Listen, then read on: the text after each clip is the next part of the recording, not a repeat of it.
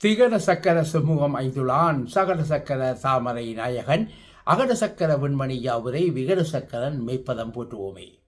நவக்கிரங்களின் தந்தையான பிள்ளையாரை வணங்கியும் எனது குலதெய்வமான அகிலாண்ட நாயகி வராகியம்மனின் அருளோடும் இன்றைய நிகழ்ச்சிக்கு போவோம்.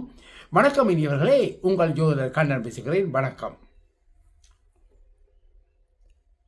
13ஆம் தேதி ஜூலை மாதம் 2025ஆம் ஆண்டில் கோசார சனி பகவான் தனது சொந்த நட்சத்திரமாகிய உத்திரட்டாதி நட்சத்திரம் 2ஆம் பாதத்தில் நீசுலாந்து நேரம் சரியாக பிற்பகல் 3:36 மீன ராசியில் கிட்டத்தட்ட 4.5 மாதங்கள், அதாவது 138 நாட்கள் வக்ரகதியில் பயணிக்க இருக்கின்றார்.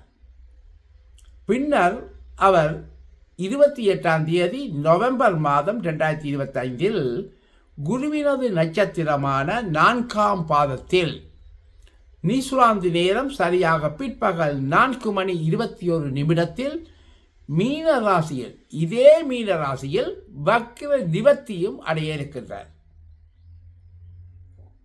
அன்பர்களே, இதேவேளை 3ஆம் தேதி 10ஆம் மாதம், அதாவது அக்டோபர் மாதம் 2025 முதல் கோசார சனி பகவான் குருவினது நட்சத்திரமான பூரட்டாதி 4ஆம் பாதத்தில் இருந்தே இதே மீன ராசியில் வக்ரகதியில் பயணிப்பார் என்பதும் இங்கே நோக்கத்தக்கதாகும்.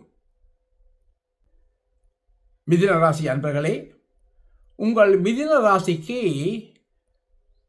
அஷ்டமஸ்தானத்துக்கும் பாக்கியஸ்தானத்துக்கும் அதிபதியாக வருகின்ற சனி பகவான் உங்களது தொழில் ஸ்தானமாகிய 10வது வீட்டில் வக்ரகதி அடைகின்றார். மிதுன ராசிக்கு 8வது வீட்டின் அதிபதியாகி, அதாவது அட்டமாதிபதியாகி 10ஆம் இடமான தொழில் ஸ்தானத்தில் சனி பகவான் நிற்பது என்பது பொதுவாகவே செய்யும் வேலை, தொழில் போன்றவற்றில் கொஞ்சம் பிரச்சனைகளை கொடுக்கக்கூடிய அல்லது சிரமங்களை கொடுக்கக்கூடிய அமைப்பு என்றுதான் சொல்ல வேண்டும். இதே சமயம் 9ஆம் வீடான பாகிஸ்தானத்துக்கும் அதிபதியாகி 10ஆம் இடமான தொழிற்ஸ்தானத்தை சனி பகவான் நிற்பது ஓரளவு யோகம் என்ற அமைப்புக்குள் வந்தாலும் கூட சனி பகவான் தனது முதல் பகுதியில் கொஞ்சம் தொந்தரவுகளை தரத்தான் செய்வார். முக்கியமாக மனச்சோர்வை தருவார் என்று கூறலாம். தற்போது சனி பகவான் இதே 10ஆம் இடத்தில் வக்ரகதியில் பயணிப்பதனால் மேற்கூறிய தொந்தரவுகள் இருந்து நீங்கள் வெளிவருவீர்கள். அதனால் இனி வரும் 4.5 மாத காலத்தில் நீங்கள் எடுத்து செய்யக்கூடிய வேலை, தொழில் போன்றவற்றில் நல்ல முன்னேற்றமும் வேகமும் காணப்படும். மேலும் நல்ல தெளிவாகவும் உங்களது விஷயங்களில் இருப்பீர்கள். நீங்கள் எதிர்பார்த்திராத விஷயங்களில் கூட நல்ல பலன்கள் கிடைக்கும். அத்துடன் உங்களது சகல விதமான காரியங்களையும் நன்றாக செய்து முடிப்பீர்கள்.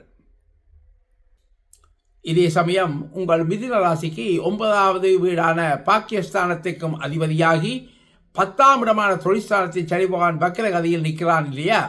அதனால் உங்கள் வாழ்க்கையில் யார் நல்லவர்கள், யார் உங்களுக்கு உதவி புரியக்கூடியவர்கள் என்பதை கண்டறிந்து அந்த பெரிய மனிதர்களுடன் கலந்துரையாடிய பின்னரே உங்களுக்கான முடிவுகளை எடுப்பது மிகவும் சிறந்தது.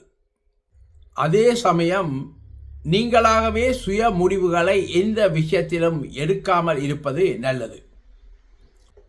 மேலும் வக்ரசனியின் பார்வையும் உங்கள் மிதுன ராசியில் சஞ்சாரம் செய்யும் குருவின் பார்வையும் ஒரு சேர 7ஆம் வீடான கலஸ்திர வீட்டில் விழுகின்றன.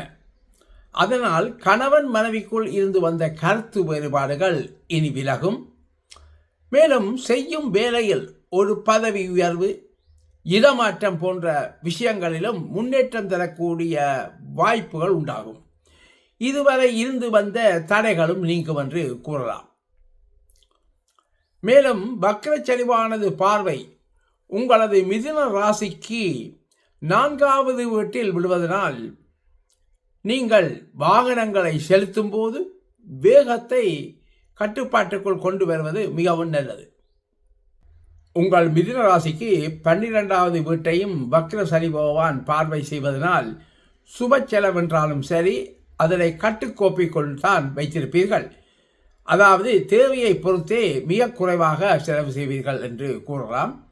அன்பர்களே, முக்கியமாக உங்கள் சுய ஜாதகத்தில் சனி பகவான் வக்ரகதியில் இருப்பின் அல்லது மீன ராசியில் சூரியன் சந்திரன் தவிர ஏனைய பிற கிரகங்களில் ஏதாவது ஒரு கிரகமாவது வக்ரகதியில் இருப்பின் உங்களுக்கு நற்பலன்களின் அளவு கூடுதலாகவும் வேகமாகவும் கிடைக்கும். சனிநேயர்களே, மிதுன ராசிக்கான வக்ர சனி பேச்சியின் பொது பலன்கள் கேட்டீர்கள். மீண்டும் சந்திக்கும் வரை அன்பு வணக்கம் கூறி விடைபெறுவது நியூசிலாந்தில் இருந்து உங்கள் ஆஸ்ட்ரோ கண்ணன். வணக்கம் நேயர்களே.